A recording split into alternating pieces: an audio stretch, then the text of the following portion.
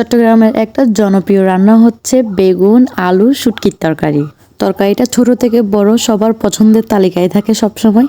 কেউ খায় না এমন কোনো ব্যক্তি চট্টগ্রামে পাওয়া যাবে না, কিংবা পছন্দ করে না এমন কোনো লোকও পাওয়া যাবে না। এমন এমন বাসায় সপ্তাহে 2-3 বার করেও রান্না হয়, যেমন আমাদের বাসায়। আমাদের বাসায় ছোট থেকে বড় সবারই এই তরকারিটা পছন্দ। ছোটরা আছে যে তরকারি খেতে পছন্দ করে না, ওরাও কিন্তু এই তরকারিটা খেতে পছন্দ করবে। তো আমাদের বাসায় সেম আজকে আমি এই তরকারিটা রান্না করতে যাচ্ছি। রান্না করার জন্য বেগুন আলু শুটকি আমি ভালো করে পরিষ্কার করে নিয়েছি। পরিষ্কার করার পরে এখানে বিভিন্ন মশলাগুলো দিয়ে দিব। আমি মাখা করে রান্না করব।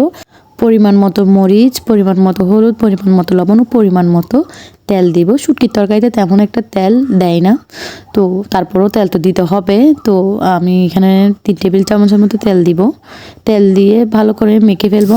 মাখার পরে সামান্য করে পানি দিব। সামান্য করে পানি দিয়ে এটা চুলায় জাস্ট বসাই দিব।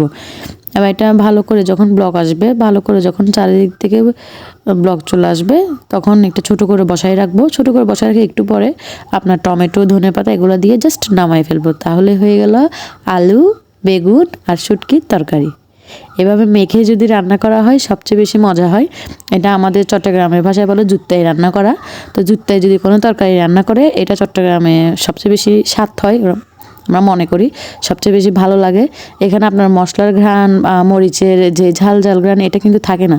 যখন এটা পুরোটা ব্লক চলে আসবে তখন হচ্ছে জাস্ট চুলাটা ছোটো করে বসাই রাখলে কিছুক্ষণ পর নামাই ফেললে তরকারি হয়ে যায়। তো শুটকির তরকারি জুত্তায় রান্না করলে সবচেয়ে বেশি মজা হয়। এটাকে মাখা বলি আর কি, মানে মেখে সব কিছু একসাথে দিয়ে রান্না করলে সবচেয়ে বেশি মজা হয়।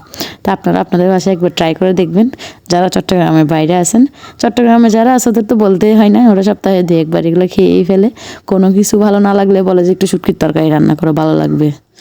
তো আল্লাহ হাফেজ, বাই বাই।